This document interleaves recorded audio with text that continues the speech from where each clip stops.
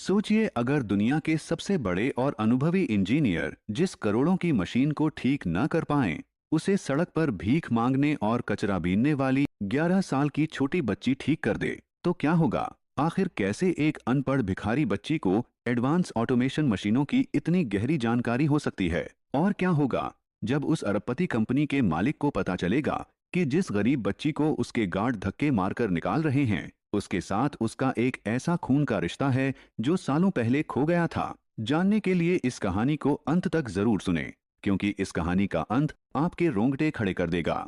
दुनिया की सबसे बड़ी कंपनी, जहां आर्टिफिशियल इंटेलिजेंस और ऑटोमेशन की सबसे एडवांस मशीनें बनाई जाती थीं, अचानक किसी टेक्निकल प्रॉब्लम की वजह से पिछले 10 दिनों से बंद पड़ी थी।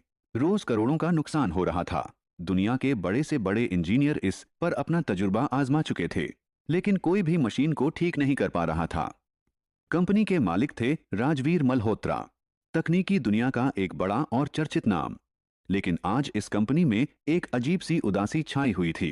गेट पर सन्नाटा था, गार्डों के चेहरों पर तनाव और अंदर कर्मचारियों में अफरा तफरी का माहौल था, क्योंकि कंपनी का सबसे बड़ा 100 करोड़ का प्रोजेक्ट पिछले 10 दिन से बंद था। एक विशाल ऑटोमेशन मशीन जो प्रोजेक्ट की रीढ़ थी, अचानक खराब हो गई थी। दुनिया के बड़े इंजीनियर बुलाए गए, लाखों रुपए खर्च हुए, पार्ट बदले गए, लेकिन मशीन में क्या खराबी थी, कोई समझ ही नहीं पा रहा था। हर दिन करोड़ों का नुकसान हो रहा था। टॉप मीटिंग रूम में राजवीर मल्होत्रा गुस्से में टेबल पर हाथ मारकर बोले, 10 दिन हो गए और अभी तक मशीन चालू नहीं हुई। यह कंपनी मजाक नहीं है, करोड़ों लगे हैं इस प्रोजेक्ट में। इंजीनियर सहमे हुए खड़े थे। एक सीनियर इंजीनियर बोला, सर, हमने हर हिस्सा चेक कर लिया है। Sensor, wiring, bar, A a software सब ठीक दिख रहा है। दूसरा बोला, विदेश से स्पेशल टीम भी बुला ली है, लेकिन किसी को समझ नहीं आ रहा कि समस्या कहाँ है। राजवीर की आंखों में गुस्सा पिघलकर चिंता बनने लगा। अगर अगला सप्ताह भी मशीन बंद रही तो कंपनी को भारी नुकसान झेलना पड़ेगा। उन्होंने आदेश दिया, आज पूरा सिस्टम फिर से चेक करो। मुझे शाम तक प्रोग्रेस चाहिए, वरना सबकी छुट्टी। और वह मीटिंग रूम से बाहर निकल गए। जब मालिक बाहर आए, उनकी नजर गेट के पास फुटपाथ पर बैठी एक 10-11 साल की छोटी बच्ची पर पड़ी। उसके कंधे पर एक पुरानी बोरी थी, कपड़े फटे हुए और धूल से सने थे। वह सड़क के किनारे कचरा और पन्नियां बीनने वाली एक गरीब बच्ची थी, जिसे लोग अक्सर भिखारी समझकर दुत्कार देते थे। लेकिन उसकी आंखों में अजीब सी चमक थी। उसका नाम था सुस्मिता। उस समय मालिक ने उस बच्ची को इग्नोर किया और वापस अंदर चले गए। सुस्मिता हर रोज यहां आती थी। वह सड़क से कचरा बीनती, भीख मांगती और कभी कभी चाय वाले की मदद कर देती, पर उसकी निगाहें हमेशा कंपनी की इमारत पर ही टिकी रहती थीं, मानो कांच की उस दीवार से झांककर वह मशीनों को समझ सकती हो। आज भी वह दूर से मशीन वाले सेक्शन की ओर देख रही थी। इंजीनियरों का भागना, दौड़ना, अलार्म का बजना, मालिक का गुस्सा, सब कुछ वह ध्यान से देख रही थी। वह बुदबुदाई, 10 दिन से मशीन बंद है, लेकिन यह लोग गलत जगह देख रहे हैं। असल समस्या तो बैकअप यूनिट में है, लेकिन उसकी यह बात कौन सुनने वाला था? उसे देखकर लोग सिर्फ यही सोचते थे कि यह एक भिखारी और कचरा बीनने वाली लड़की है। सुस्मिता के जन्म के कुछ साल बाद ही उसकी मां ने उसके पिता से तलाक ले लिया था। उसका पिता था राजवीर मल्होत्रा, जी हां, इसी कंपनी का मालिक। लेकिन यह बात किसी को नहीं पता थी, सुस्मिता को खुद भी नहीं। तलाक के बाद मां अपने मायके वापस आ गई थी, अपने बूढ़े पिता यानी सुस्मिता के नाना के साथ रहने। सुस्मिता के नाना छोटा सा गैराज चलाते थे। कहने को तो मां की दुनिया सुस्मिता थी, लेकिन वह अक्सर बीमार पड़ती रहती थी। तलाक का सदमा उन्हें बर्दाश्त नहीं हुआ। सांस चढ़ जाना, शरीर में दर्द रहना, इस तरह की कई बीमारियां उन्हें बन गई थीं और इलाज बहुत महंगा पड़ रहा था। घर चलाने के लिए, दवाइयां लाने के लिए सुस्मिता को दिन भर सड़क पर भीख मांगनी और कचरा बीनना पड़ता था। लेकिन जैसे ही रात होती, लोग अपने अपने गैराज बंद करके घर चले जाते। लेकिन सुस्मिता और उसके नाना अपने छोटे से गैराज में रात को काम करते थे। वो सुस्मिता को सिखाते थे कि मशीन कैसे चलाई जाती है, कैसे उन्हें ठीक किया जाता है। सुस्मिता के नाना पुराने जमाने के मैकेनिक थे। वो अपने दामाद यानी राजवीर मल्होत्रा की कंपनी में एक बड़े इंजीनियर रह चुके थे, इसीलिए उन्हें मशीनों की अच्छी खासी नॉलेज थी। उनका छोटा सा गैराज टूटे हुए स्कूटर, पंखे, पुराने जनरेटर और मैले कपड़ों से भरा रहता था। लेकिन सुस्मिता के लिए वह जगह मंदिर से कम नहीं थी। वह हर रात नाना से मशीन सीखती। पेज कैसे घूमता है, करंट कहाँ से आता है, कोड कैसे पढ़ा जाता है, सब कुछ। नाना अक्सर कहते, सुस्मिता बेटी तेरे हाथ में समझ है, तू मशीन को देखती नहीं महसूस करती है। सुस्मिता हंस देती, नाना बस आपसे ही सीखा है। लेकिन नाना की आंखों में एक और बात छिपी थी, कुछ ऐसा जो वह सुस्मिता को कभी नहीं बता पाए थे। सुस्मिता दरअसल सिर्फ मेहनती नहीं थी, वह जन्म से एक जीनियस थी। लेकिन यह जीनियस अपनी मां के इलाज के लिए सड़क पर कचरा बीनती और रात में गैराज में मशीनें सीखती थी। कंपनी के गेट के सामने बैठी सुस्मिता मशीन वाले हॉल को देखती रही। वह मशीन उसे अजीब तरह से आकर्षित कर रही थी। उसने खुद से कहा, अगर मुझे 5 मिनट भी मिल जाएं, मैं इसे ठीक कर दूं। इतने में बाहर से आवाज आई, अबे ओ कचरे वाली भिखारी, उठ यहां से हट। एक गार्ड उसे डांट रहा था। सुस्मिता जल्दी से खड़ी हुई। जी हाँ, मैं हट रही हूं। लेकिन जाते जाते भी उसकी नजरें मशीन वाले सेक्शन को देख रही थीं। इसी बीच मालिक राजवीर मल्होत्रा फिर बाहर आए। राजवीर ने पहली बार सुस्मिता को ध्यान से देखा। उसके फटे कपड़े, उसकी आंखों की चमक उन्हें अजीब तरह की खटक गई। राजवीर ने गार्ड से पूछा, यह लड़की कौन है? गार्ड बोला, सर, यहाँ रोज आती है, भीख मांगती है और कचरा बीनती है, बस कभी कभी मशीन की तरफ घूरती रहती है। राजवीर ने सुस्मिता की ओर देखा। सुस्मिता ने नजरें झुका लीं। कुछ मिनट की खामोशी के बाद राजवीर ने कहा, तुम मशीन को इतने ध्यान से क्यों देखती हो? सुस्मिता धीरे से बोली, सर, मुझे मशीनें अच्छी लगती हैं। राजवीर ने तंज किया, मशीनें? और तुम कचरा बीनती हो बेटी। यह करोड़ों की टेक्निकल मशीनें हैं। सुस्मिता ने हिम्मत करके कहा, सर, अगर बस एक बार मशीन के पास जाने दें, मैं बता सकती हूँ क्या समस्या है। पूरे स्टाफ ने हंस दिया। यह बताएगी, भीख मांगने वाली बच्ची मशीन ठीक करेगी। सर, समय बर्बाद मत कीजिए। लेकिन सुस्मिता चुप रही। उसके चेहरे पर एक अजीब विश्वास था, जैसे कोई रहस्य छुपा हो। और राजवीर को ना जाने क्यों उस लड़की के चेहरे में अपना बचपन दिखाई देने लगा। लेकिन वह बिना कुछ कहे वहां से वापस चले गए। सुस्मिता भी मशीनों को देखती हुई अपने घर चली गई। घर जाकर उसने खाना खाया और फिर अपने नाना के साथ मशीनों के बारे में सीखने लगी। अगली सुबह कंपनी के गेट के सामने वही हलचल थी। इंजीनियरों के हाथों में फाइलें, कॉन्फ्रेंस कॉल की आवाजें और मशीन अभी भी बंद थी। सुस्मिता फुटपाथ पर अपनी बोरी रखकर बैठी थी। लेकिन आज वह पहले से भी ज्यादा बेचैन थी। उसकी मां की दवा खत्म हो गई थी। कल रात नाना ने कहा था, सुस्मिता, तू बहुत तेज दिमाग वाली है, लेकिन दुनिया तेरा विश्वास नहीं करेगी जब तक तू खुद को साबित नहीं कर देती। सुस्मिता की आंखें भर आई थीं। नाना ने मुस्कुराकर कहा था, दुनिया किसी गरीब के हुनर को नहीं पहचानती बेटी, जब तक वह अपनी काबिलियत से दुनिया को झटका ना दे दे। यह बात सुस्मिता के दिल में उतर गई। सुस्मिता को अपनी मां की दवा लेने के लिए पैसे चाहिए थे। उसने सोचा, अगर मैं मशीन ठीक कर दूं तो शायद मुझे कुछ मिल जाएगा और फिर मां का इलाज हो जाए। यह सोचकर वो गेट पर पहुंची। धीरे से गार्ड से बोली, भैया, बस 5 मिनट। गार्ड चिल्लाया, अबे, फिर आ गई तू? कहा था ना दूर रहना। सुस्मिता झुककर बोली, भैया, बस मशीन को देखना है। गार्ड चिल्लाया, चल हट, अपने काम पर ध्यान दे। गार्ड ने धक्का देकर उसे दूर कर दिया। सुस्मिता फिर भी रुकी नहीं। वह गेट के किनारे लगी, झाड़ियों के पीछे से झांकने लगी। वहां से मशीन का कंट्रोल रूम कुछ कुछ दिखता था। वह बुदबुदाई, यह लोग सेंसर चेक कर रहे हैं, लेकिन असली समस्या वहां नहीं है। उन्हें बैकअप यूनिट के अंदर देखना चाहिए। उसकी आवाज धीमी थी, लेकिन दिमाग तेजी से काम कर रहा था। कुछ ही देर बाद एक इंजीनियर बाहर निकला और उसे देखा। वह चिल्लाया, ओए, यहां क्या कर रही है? अंदर झांक रही है। सुस्मिता ने तुरंत हाथ जोड़ दिए। सर, मैं बस देखना चाहती हूं। इंजीनियर आग बबूला हो गया। देखने से क्या होगा? इतनी बड़ी बड़ी कंपनियों की मशीनें बच्चों के खिलौने नहीं होती। चल भाग यहां से। सुस्मिता ने सिर झुका लिया। उसके हाथ कांप रहे थे, लेकिन आंखों में वही चमक थी। वह धीरे धीरे वापस फुटपाथ पर आकर बैठ गई, लेकिन उसकी नजरें गेट पर ही टिकी। सुस्मिता पहली बार कंपनी के अंदर आई। राजवीर उसके साथ चल रहे थे, लेकिन सामने हर तरफ लोग फुसफुसा रहे थे। यह कचरा बीनने वाली बच्ची कंपनी की मशीनों को क्या समझेगी? सर, पता नहीं क्यों इसे अंदर ले आए। सुस्मिता सब सुन रही थी, लेकिन उसकी नजर सिर्फ मशीन पर थी। वही हाइड्रोलाइन 700 मशीन, जिसे वह महीनों से बाहर खिड़की से झांक झांक कर देखती थी। मशीन रुकी हुई थी। लाल लाइट जल रही थी। राजवीर गुस्से में इंचार्ज पर चिल्लाए, 10 दिन से मशीन बंद है। किसी इंजीनियर ने सही से जांच भी नहीं की। इंचार्ज बोला, सर हमने कोशिश की। राजवीर ने हाथ उठाकर उसे रोका और सुस्मिता की ओर देखा। सुस्मिता, तुम्हें पता है यह मशीन क्यों बंद है? कमरे में सन्नाटा। सभी की निगाहें 11 साल की दुबली पतली बच्ची पर थीं जो फटी शर्ट पहने एक हाथ में पुरानी कपड़े की बोरी पकड़े खड़ी थी। सुस्मिता ने धीरे से कहा, सर अगर मैं मशीन को पास से देख लूं तो शायद बता सकूं। लोग हंसने लगे। देखकर बताएगी, यह कोई खिलौना है। इंजीनियर फेल हो गए और यह बच्ची ठीक करेगी। लेकिन राजवीर के चेहरे पर जरा भी हंसी नहीं थी। राजवीर ने सख्ती से कहा, चुप मिखे, जो लोग इसे रोकने की कोशिश करेंगे कल से नौकरी पर मत आना। अचानक पूरा हॉल शांत।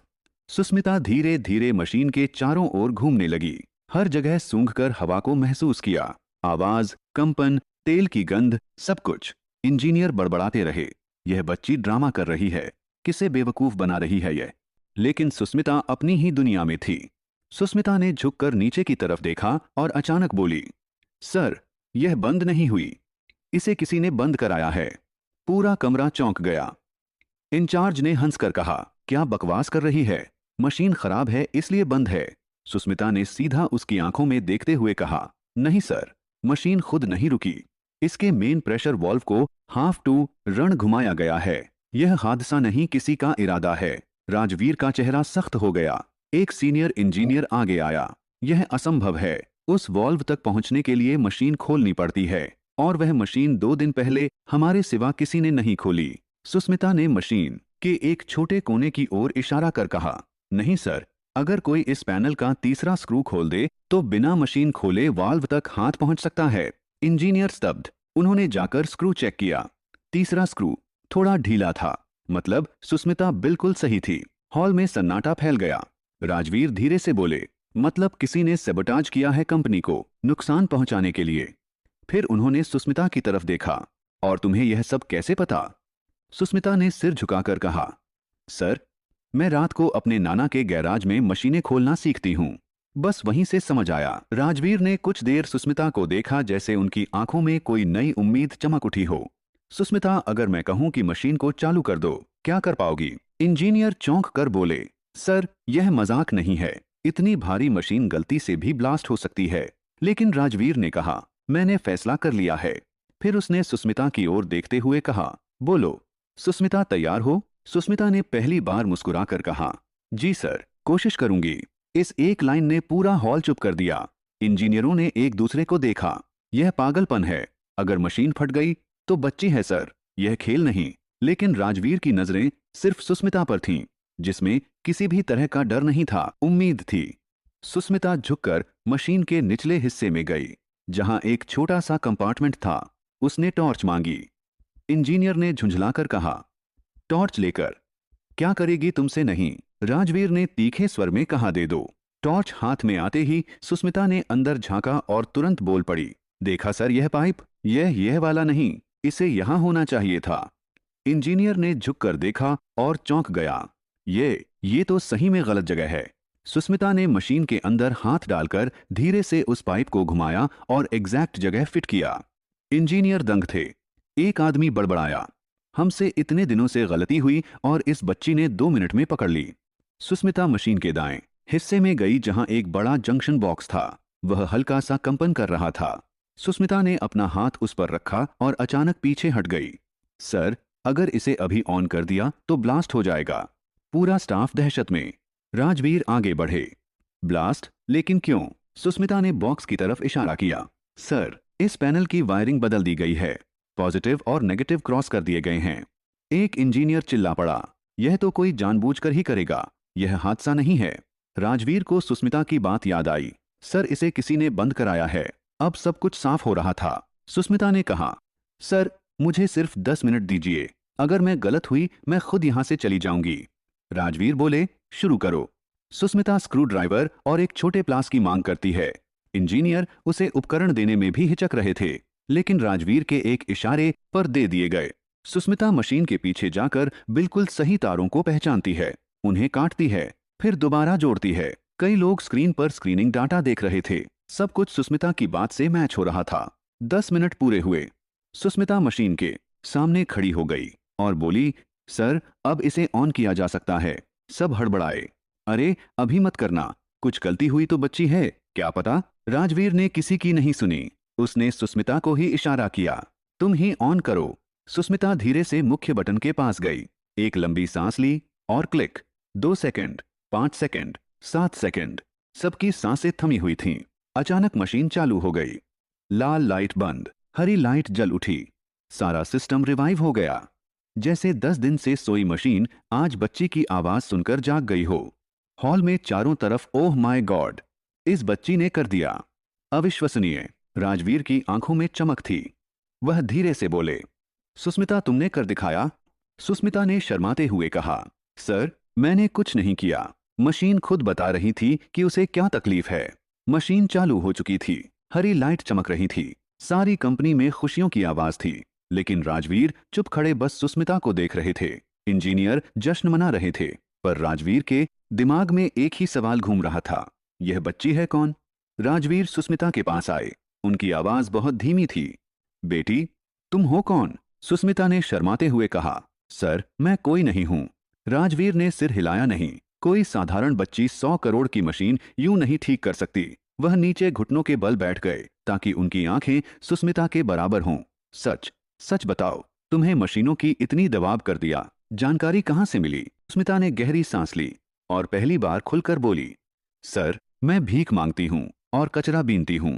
मेरी माँ बहुत बीमार रहती है, उनकी दवाइयों के लिए मैं सड़क किनारे यह सब काम करती हूँ। पूरे हॉल में सन्नाटा। रात में मैं नाना के छोटे से गैराज में काम करती हूँ। वहीं पुरानी मशीनें खोलती हूँ, उन्हें वापस जोड़ना सीखती हूँ। इंजीनियरों ने आपस में देखा, एक बच्ची गैराज और इतनी गहरी समझ।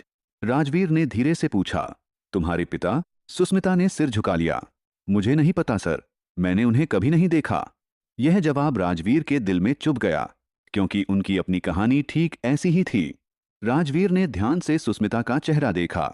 उसकी आंखें, उसकी नाक, उसकी बोलने की शैली, कुछ तो कुछ बहुत गहरा राजवीर के अंदर हिल रहा था।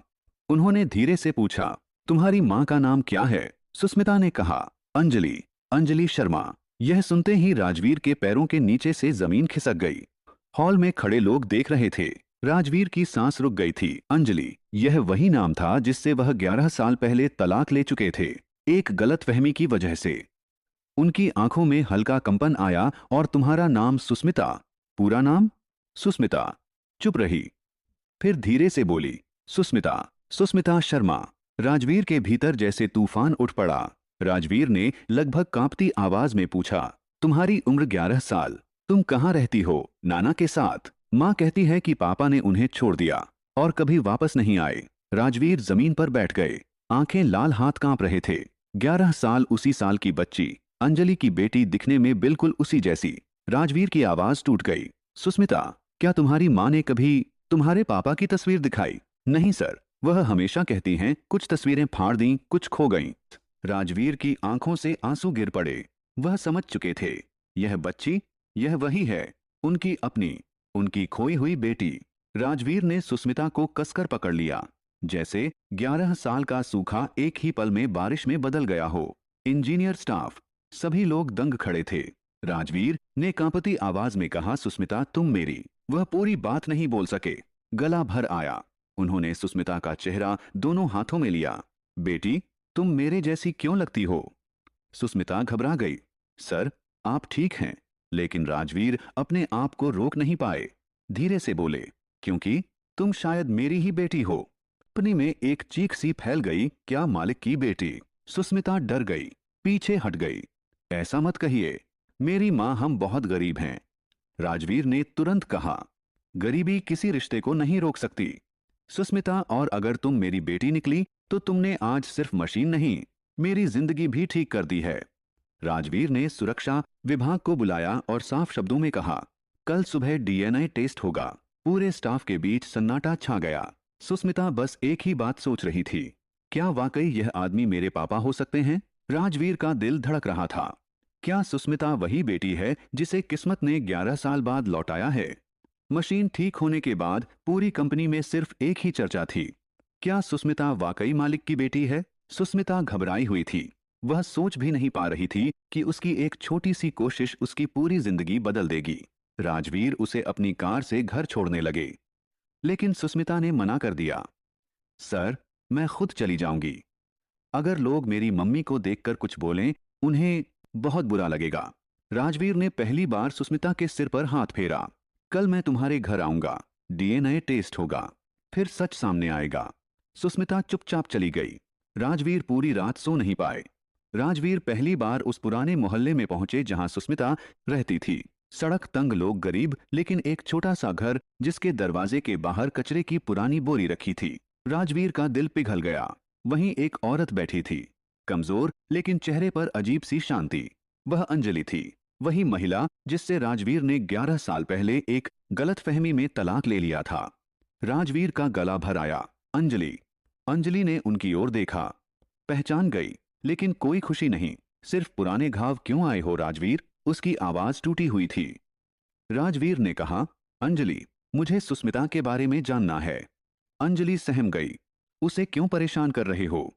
वह तो वैसे ही आधी रात तक काम करती है, मेरे इलाज के लिए। राजवीर ने कांपती आवाज में कहा, अंजलि, क्या सुस्मिता मेरी बेटी है? अंजलि की आंखें भर आईं। वह कुछ क्षण चुप रही, फिर बोली, हाँ हाँ राजवीर, सुस्मिता तुम्हारी ही बेटी है। राजवीर रो पड़े।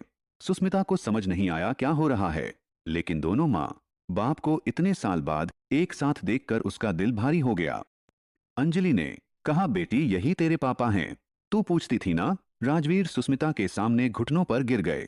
बेटी, मुझे माफ कर दो। उनकी आवाज पूरी तरह टूट चुकी थी। सुस्मिता रोते हुए बोली, पापा, आपको कभी गलती से भी छोड़कर नहीं जाऊंगी। यह वह पल था जो किस्मत ने 11 साल तक रोके रखा था। राजवीर ने एक और राज खोल दिया। सुस्मिता जिस इंजीनियर ने मशीन की वायरिंग बदली थी, उसने कबूल कर लिया। उसे किसी राइवल कंपनी ने पैसे दिए थे, हमारा प्रोजेक्ट बर्बाद करने के लिए। सुस्मिता मुस्कुराई।